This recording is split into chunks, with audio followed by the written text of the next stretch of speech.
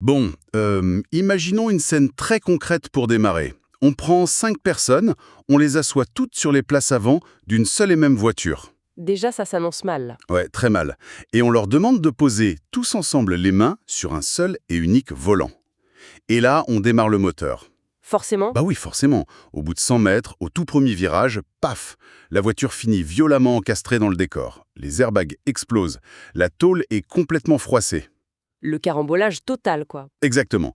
Et là, ces 5 conducteurs sortent du véhicule en titubant, ils se regardent avec un air faussement stupéfait, genre ils époussettent leur veste, et l'un d'eux lâche avec le plus grand sérieux et un ton super dramatique: «Franchement, je ne comprends pas ce qui s'est passé. On a un vrai problème de communication dans cette équipe.» C'est magique, la phrase magique. Mais c'est absurde. Bonjour à tous ceux qui nous écoutent pour cette nouvelle prise de parole. Aujourd'hui, notre mission, c'est de disséquer cette scène ridicule. Une scène qui est pourtant le quotidien de milliers de structures, en fait. Complètement. On va exposer une immense mascarade.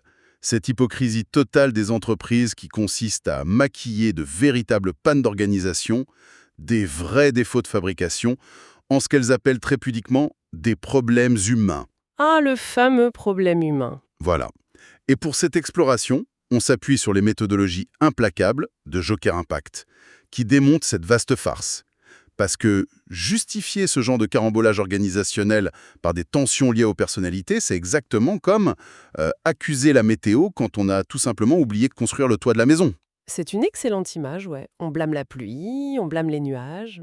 au lieu d'avoir le courage de regarder les plans foireux de l'architecte. Et le diagnostic de Joker Impact est sans appel là-dessus.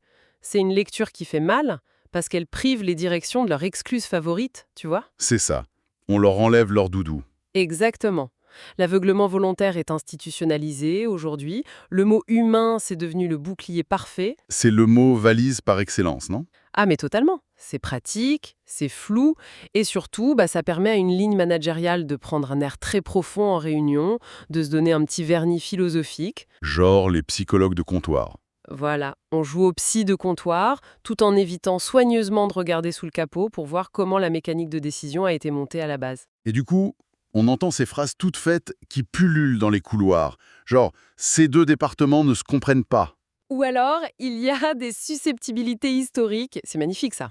Ah oui, et le grand classique intemporel, c'est relationnel.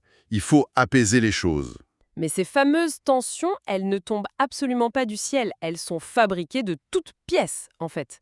Elles sont produites à la chaîne par l'ingrédient le plus économique et honnêtement le plus toxique sur le marché du travail. Les rôles flous, Les rôles flous, ouais. Personne ne sait exactement qui fait quoi. ni qui décide, qui tranche quand les avis divergent, qui exécute, qui valide. C'est le grand vide. Et l'objectif de notre analyse d'aujourd'hui, pour ceux qui nous écoutent, c'est vraiment de fournir les armes intellectuelles pour arrêter, une bonne fois pour toutes, de psychologiser ce qui relève d'un pur défaut de structure. Parce que le vocabulaire des ressources humaines, tel qu'il est souvent dévoyé aujourd'hui, il est fantastique pour masquer ce vide sidéral. Ah oui, les fameuses zones grises. Les zones grises, bah oui. Ce terme magnifique qui donne l'impression d'une sorte de fatalité météorologique.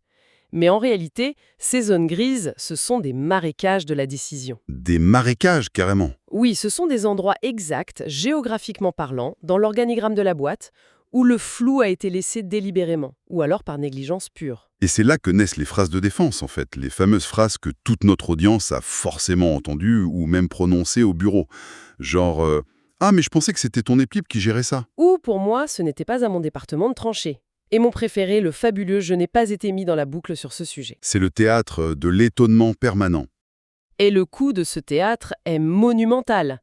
Si on prend un exemple très concret et très parlant pour illustrer la mécanique de cette mascarade, on va observer le cas d'une responsable RH. Ok, prenons une responsable RH. Elle doit collaborer avec un manager opérationnel sur, disons, la mise en place d'une nouvelle politique de télétravail. Oula, un sujet hautement inflammable par nature. Le terrain miné idéal, exactement. Donc, dans la tête de cette responsable RH, son rôle est clair. Elle pense être là pour cadrer les choses, sécuriser les processus sur le plan légal, définir une doctrine d'entreprise uniforme. Elle se voit comme la gardienne du temple, en gros. C'est ça. Mais le manager, de son côté, lui, il est intimement persuadé que son périmètre à lui, ça lui donne une autorité totale sur son équipe. Logique de son point de vue. Pour lui, la RH est simplement une fonction support. Elle est là pour exécuter sur le plan administratif ce que lui a déjà décidé dans son coin avec ses collaborateurs. Et la direction générale dans tout ça? Ah bah la direction, depuis son perchoir, elle pense que la RH a un rôle abstrait de facilitation et d'accompagnement. Ce qui veut dire, en langage décodé et cynique, qu'elle doit absorber toutes les tensions. Faire passer les décisions impopulaires sans faire de vagues et éteindre les incendies allumés par l'indécision d'en haut. Donc attends, on a 3 personnes avec 3 définitions totalement opposées du même poste. Si on résume la situation, cette responsable RH, elle est quoi au final? C'est toute la question. Est-ce qu'elle est un conseil stratégique avec un droit de veto? Un simple support administratif censé remplir des formulaires Excel? Une co-décideuse? Ou bien est-ce qu'elle est simplement censée jouer le rôle du paratonnerre social, tu vois, la pompière élégante, chargée de masquer les contradictions hiérarchiques de sa propre direction? Et si cette réponse n'est pas posée sur la table noir sur blanc avant même de commencer à bosser, la tension, c'est plus un risque statistique, c'est une garantie absolue. Le crash de la voiture dont on parlait, il est inévitable. C'est mathématique. Et la tragédie, c'est que lorsque le conflit va éclater, parce qu'il va éclater, hein, quand le manager refusera de plier et que la RH bloquera le processus, tu sais ce qui va se passer. La direction va s'en mêler. Au lieu de régler la définition du rôle, la direction finira par dire autour d'un café très triste « y a un problème de posture chez cette responsable RH, elle a du mal à trouver sa place, elle est un peu rigide. » Ah, on transforme une faille de design organisationnel en un diagnostic de personnalité, c'est génial. C'est la magie du système. Mais attendez une seconde, il faut quand même jouer l'avocat du diable ici. Le discours de Joker Impact est hyper séduisant, mais le monde de l'entreprise n'est pas peuplé que d'anges victimes du système. Non, bien sûr. Il y a quand même des gens qui sont intrinsèquement impossibles, non? Des profils hautement toxiques, des égos surdimensionnés, des personnes qui créent le conflit pur par goût du pouvoir, indépendamment de toute structure. On ne peut pas juste accuser l'organigramme quand on a affaire à un pur narcissique. Bien sûr que les profils complexes existent, je te l'accorde. Le conflit pur, lié à des valeurs opposées ou à des ambitions personnelles dévorantes, c'est une réalité humaine. Le désaccord noble et franc, ça existe aussi. Tout à fait. Mais la méthodologie que nous explorons montre qu'une écrasante majorité, et là on parle de l'immense iceberg sous la surface, tu vois, des tensions quotidiennes qui épuisent les équipes, ne vient pas de là. D'accord. L'explication, elle est plus subtile. Quand le cadre est poreux, la moindre petite différence de tempérament devient instantanément explosive. Deux personnes qui auraient pu très bien collaborer dans un cadre défini finissent par se haïr cordialement. Juste parce qu'elle se marche dessus sans le savoir. Exactement. Le vrai problème, c'est que le système, en refusant de tracer les frontières, force les gens à devenir des politiciens pour survivre. La politique comme mécanisme de survie, c'est une notion redoutable quand on y pense. Mais comment ça se traduit dans les faits, au quotidien? Ça se traduit par des comportements d'hyperdéfense. Les collaborateurs commencent à mettre des supérieurs en copie de chaque mail pour se couvrir. Le fameux cesser à toute la hiérarchie, l'enfer. L'enfer absolu. Ils exigent des validations écrites pour la moindre virgule modifiée sur un document. Ils organisent des points de synchronisation interminables. Qui ne servent à rien d'autre qu'à diluer la responsabilité, on est d'accord? Exactement. Et pourquoi ils font ça ?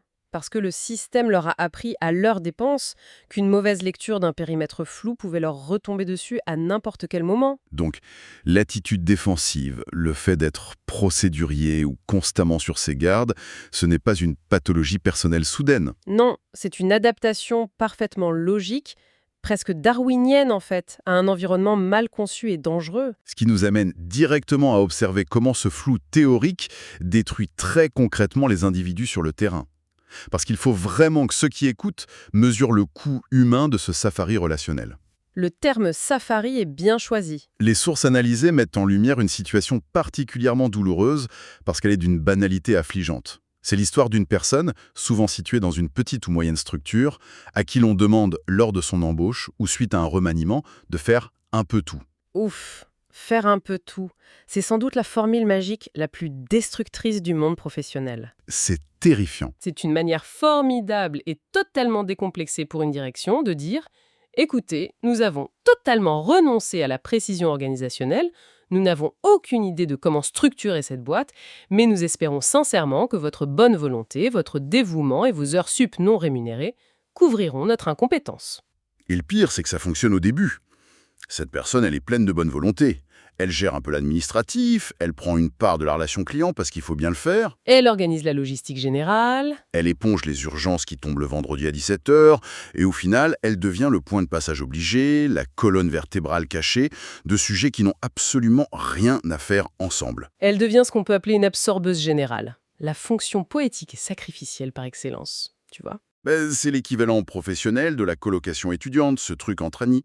Ah oui, la coloc. C'est exactement comme vivre dans un appartement où personne n'a jamais pris la peine de faire un tableau pour définir qui devait faire la vaisselle, descendre les poubelles ou payer l'électricité. Et il y en a toujours un qui finit par tout faire. Voilà, pendant 6 mois, une seule personne, par maniaco ou juste par gentillesse, elle frotte la douche et elle vide l'évier. Mais inévitablement, tout le monde commence à en vouloir secrètement aux autres. L'ambiance pourrie de l'intérieur. Et on finit par laisser des post-it passifs-agressifs sur la porte du frigo. C'est exactement ça. L'analogie de la colocation, elle est parfaite. Parce que dans l'entreprise, cette absorbeuse générale, elle va inévitablement percuter un mur. Arrive ce jour fatidique, tragique même, où un processus déraille. Forcément. Et là, un supérieur ou un collègue vient la voir pour lui reprocher froidement d'avoir outrepassé son rôle ou d'avoir pris une décision qui n'était pas de son ressort. C'est d'une hypocrisie folle. De quel rôle on parle exactement? Bah oui, de celui qui n'a jamais été écrit, de la fiche de poste fantôme. On reproche à quelqu'un de ne pas avoir respecté des balises qui n'ont jamais été plantées sur un terrain vague. C'est fou. C'est le management par le vide.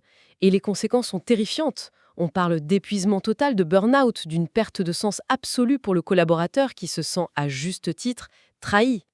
Et sur le plan collectif, j'imagine que ça engendre la fameuse prolifération des réunions absurdes. Les fameuses réunions dites de clarification ou de recadrage, oui, qui ne font en réalité qu'ajouter un problème supplémentaire parce qu'elles brassent du vent. Et bien sûr, le clou du spectacle, c'est ce moment où quelqu'un lâche, avec un profond soupir en bout de table, « Écoutez, je crois qu'il faut qu'on mette les choses à plat. » Ah, magnifique. Cette phrase prouve généralement de manière éclatante que plus rien n'est à plat depuis au moins 6 mois. C'est clair. Et tout comme dans notre colocation mal gérée, espérer s'en sortir juste par la bonne volonté, c'est une illusion totale. Dans une structure mal dessinée, compter uniquement sur la bienveillance des gens, c'est comme vaporiser du parfum de luxe dans une cave humide et moisie. Belle image. Ça sent bon 2 minutes, quoi. Ça produit une illusion polie pendant un instant, ça masque l'odeur le temps d'une réunion, mais ça ne résout en rien le problème de fond qui est la moisissure incrustée dans les murs. Et la moisissure, c'est le défaut d'organisation. Exactement. Alors, si la bienveillance n'est qu'un parfum bon marché pour masquer les odeurs de décomposition organisationnelle, on fait quoi? On vire tout le monde et on recommence à zéro? Comment on passe à l'action concrètement pour démonter cette machine infernale et arrêter de broyer les équipes? Eh bien, il faut changer de paradigme de lecture.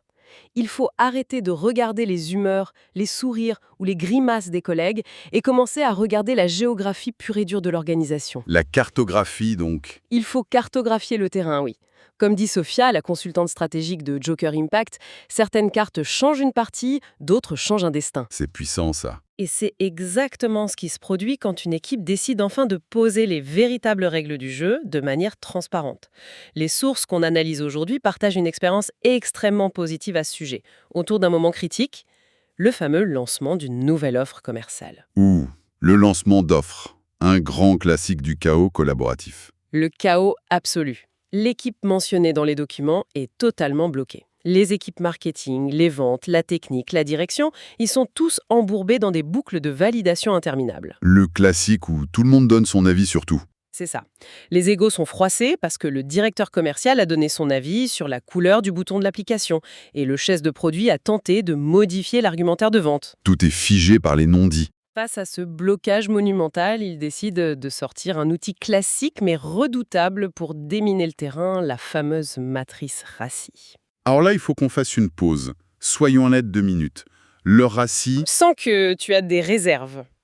quand on entend ça, ça fait immédiatement penser à un vieux tableau Excel pondu par un consultant en costard-cravate dans les années 90, non? C'est l'image que ça a, oui. Avec ses acronymes anglais, la Responsible, Accountable, Consulted, Informed. Est-ce que le risque en déployant ce genre d'outils qui semble d'une rigidité bureaucratique absolue, ce n'est pas de tuer dans l'œuf la fameuse agilité dont tout le monde raffole aujourd'hui? Est-ce qu'on ne va pas juste enfermer les gens dans des cases mortes? C'est le procès qu'on intente systématiquement à cet outil quand il est mal compris ou mal déployé. Mais Mais la réalité du terrain montre l'inverse. Le RACI n'est pas là pour figer une équipe, il est là pour la civiliser. Il évite de transformer un groupe de professionnels compétents en une espèce de troupe de théâtre d'improvisation de seconde zone où tout le monde tente de voler la réplique de l'autre. Vu comme ça se défend. Et surtout, et c'est là que le bas blesse en français, l'outil révèle les pièges linguistiques qui créent les fameuses zones grises. Les faux amis du vocabulaire de l'entreprise. C'est central. Prenons les deux premières lettres du RACI. R pour responsible et A pour accountable. En anglais, la nuance est vitale. Le responsible, c'est celui qui fait concrètement le travail, qui produit la tâche. Ok, l'exécutant. Voilà. Et le countable, c'est celui qui rend des comptes, celui qui a la tête sur le billot si ça échoue, et donc celui qui a le pouvoir final de valider. Mais le problème dramatique dans les pays francophones, c'est que ces deux mots, responsible et accountable, ils se traduisent par un seul et même terme, responsable. Exactement. Et cette pauvreté linguistique crée le crime parfait en entreprise. C'est-à-dire? Celui qui fait le PowerPoint se croit décisionnaire puisqu'il est responsable du doc, et celui qui doit rendre des comptes à la direction se désintéresse de la conception jusqu'à la dernière minute parce qu'il se dit que l'autre est responsable, et à la fin, il bloque tout. Mais c'est brillant. Cette simple confusion linguistique génère des milliers d'heures de conflits. Des réunions entières gâchées, et le RACI justement force à séparer ces deux rôles. Mais la véritable ironie magnifique de cet outil quand on l'implémente, c'est qu'il révèle la folie des égos. Comment ça? Lors de l'exercice pour le lancement de la nouvelle offre qu'on évoquait, l'équipe s'est rendue compte que tout le monde se croyait accountable. Tout le monde exigeait de porter la responsabilité finale pour flatter son importance. L'ego classique du manager. Pire encore, tout le monde exigeait d'être consulté, parce que l'ego dicte que ton opinion est indispensable sur absolument tous les sujets, du code source de l'appli jusqu'à la virgule de la newsletter. Bien sûr. Mais bizarrement, personne, absolument personne, ne voulait se contenter de la lettre I, être simplement informed. Ah oui, être juste informé, c'est presque vécu comme un déclassement social, une insulte hiérarchique en entreprise. On a l'impression d'être mis au placard si on ne nous demande pas notre avis sur une décision qui ne nous concerne pourtant pas directement. C'est vécu comme une vexation terrible, alors que c'est une libération extraordinaire. T'as moins de mails, moins de charge mentale. C'est clair. La clarté apportée par l'exercice est salvatrice. Mais attention, elle n'arrive pas sans douleur. L'implémentation de cet outil provoque souvent un pic de conflit immédiat. Ah, ça secoue un peu. C'est normal, c'est la friction de la clarté. On met la lumière sur des luttes de pouvoir qui étaient cachées sous le tapis depuis des années. Si on ne définit pas explicitement qui construit le produit, qui a l'expertise métier sans pour autant avoir de droit de veto, et surtout qui arbitre de manière définitive si deux visions s'opposent. On fabrique le ressentiment en amont. C'est passer une commande ferme pour une future crise de nerfs. L'identification claire de ces zones via la cartographie permet de cibler ce que Joker Impact nomme avec justesse les irritants de frontières. Les irritants de frontières, j'aime bien le terme. On demande simplement aux équipes de regarder la carte et de dire à quel endroit géographique de ce processus est-ce qu'on se marche dessus régulièrement. Le point de friction n'est jamais un hasard d'humeur, c'est la topographie exacte du flou organisationnel. Donc si on reprend le fil de notre analyse, on a une carte claire. On a traversé le pic de friction initial, on a identifié les frontières et on a réparti les rôles sans aucune ambiguïté. Voilà, le terrain est propre. Mais il faut maintenant aborder le tabou suprême. Parce que même avec la plus belle carte géographique du monde, avec des frontières parfaitement dessinées, s'il n'y a personne sur le terrain pour faire respecter ces lignes quand ça chauffe, Le système s'effondre à nouveau. exactement. Il faut parler du grand absent de ce théâtre d'entreprise, le courage managérial. C'est effectivement le point de bascule de toute l'analyse. Il faut s'attaquer d'urgence au mythe incroyablement toxique du 100% collaboratif. Le rêve bisounours. Depuis des années, on vend l'illusion douceâtre que tout, absolument tout, doit se décider dans une harmonie de consensus permanent. Que les idées doivent fuser, s'entremêler. Et que la décision finale va émerger d'elle-même, tu vois, comme par magie, dans la joie et la bonne humeur générale. Ce qui n'arrive jamais. C'est faux. C'est un mensonge intellectuel total, et c'est profondément dangereux pour la santé des équipes. À un moment donné du processus, il faut quelqu'un qui tranche. Et pas quelqu'un qui observe en espérant que le problème se règle tout seul. Une décision claire, souvent impopulaire pour la moitié de la table d'ailleurs, et qui l'assume pleinement. L'absence d'arbitrage est une catastrophe silencieuse, car elle déverse toute l'indécision structurelle d'en haut, directement sur les relations humaines en bas. Les désaccords techniques deviennent des rancunes tenaces. Ce qui n'est pas tranché fermement par le cadre finit inévitablement par être porté émotionnellement et physiquement par les collaborateurs. C'est un transfert de charge, en fait. La lâcheté managériale devient la surcharge mentale de l'employé. C'est la loi fondamentale de la gravité en entreprise. L'indécision tombe toujours vers le bas. C'est joliment dit. Et pour masquer ce manque de courage managérial, l'institution déploie sa dernière arme, l'illusion des fiches de poste. Les fameux documents fantômes. On connaît tous cette fiche de poste. Ce PDF rédigé en 2022, relu une seule fois avec beaucoup de ferveur lors du parcours d'intégration de l'employé. Et qui dort paisiblement depuis 4 ans dans un obscur sous-dossier de l'intranet. C'est ça. Pendant ce temps-là, le réel a violemment muté. Les clients ont changé, les produits ont pivoté, les outils technologiques ont bouleversé le travail. Mais l'institution, par paresse ou par calcul, continue d'évaluer et de juger les collaborateurs sur ce rôle fantôme. Tout en leur demandant au quotidien de gérer une réalité chaotique et totalement hors périmètre. C'est un piège d'une malhonnêteté intellectuelle fascinante. On note les gens sur une partition qu'ils ne jouent plus depuis des années. Mais quand on y pense sous cet angle, l'absurdité atteint des sommets. Pour utiliser une métaphore sportive pour ceux qui nous écoutent, c'est comme si on exigeait de joueurs professionnels d'être parfaitement fair-play, d'une diplomatie absolue et de faire preuve d'un esprit d'équipe exemplaire. Mais oui. Mais on les fait jouer sur un terrain boueux, où l'on a soigneusement effacé toutes les lignes blanches, on retire les arbitres, on leur jette 2 ballons différents en même temps, et on place 3 coachs sur le bord du terrain qui hurlent des règles contradictoires toutes les 5 minutes. Le cauchemar. Forcément, au bout d'un quart d'heure, un joueur finit par faire un tacle appuyé à la gorge d'un coéquipier, sous le coup de la frustration pure. Et que fait la direction à ce moment-là? Elle l'envoie en formation de 2 jours sur la communication non violente. Mais oui, La métaphore résume tout le problème de notre époque. Le problème n'a jamais été l'attitude intrinsèque du joueur, c'est l'état désastreux du terrain qu'on lui a fourni. quand une direction accepte enfin de recalibrer la réalité, d'admettre que le terrain a changé, on dissipe instantanément le brouillard. Il faut mettre en place une véritable matrice des décisions qui correspond au réel d'aujourd'hui. Sur chaque sujet récurrent et épineux, la règle doit être d'une clarté brutale. Qui prépare le dossier? Qui a le droit de contribuer avec son expertise? Et surtout, au sommet de l'entonnoir, qui tranche et assume la responsabilité de l'échec ou de la réussite? Une fois que cet arbitrage est posé et gravé dans le marbre, on arrête de demander aux gens de s'épuiser à se battre pour exister au mauvais endroit. C'est ça. La véritable bienveillance en entreprise, ce n'est pas de distribuer des sourires compatissants à la machine à café. Surtout pas. La bienveillance, c'est d'offrir un terrain de jeu lisible, net, où chacun peut déployer son talent sans avoir constamment l'impression de devoir défendre son territoire comme un petit royaume assiégé. Ce qui amène cette exploration à une synthèse d'une limpidité redoutable. Une leçon essentielle tirée des sources du jour qui devrait vraiment être enseignée dans toutes les écoles de management. Laquelle? Quand les rôles sont clairs et assumés, les désaccords professionnels restent au stade d'idée. Ils deviennent traitables, négociables. Mais quand les rôles sont flous, l'angoisse s'installe et les désaccords deviennent inévitablement personnels. C'est tout à fait ça. Ils s'attaquent sur leur légitimité à exister dans l'entreprise. Ces tensions répétées, ces réunions qui tournent au pugilat passif-agressif, ce ne sont pas des fatalités dictées par la nature humaine, ce sont des coups de design organisationnel. Et c'est l'impôt direct que l'entreprise paye pour son absence de courage structurel. Un impôt extrêmement lourd. Une facture astronomique, oui, que l'on choisit de faire payer directement à la santé mentale et à l'engagement des équipes opérationnelles, plutôt que de l'assumer et de la régler au niveau des comités de direction.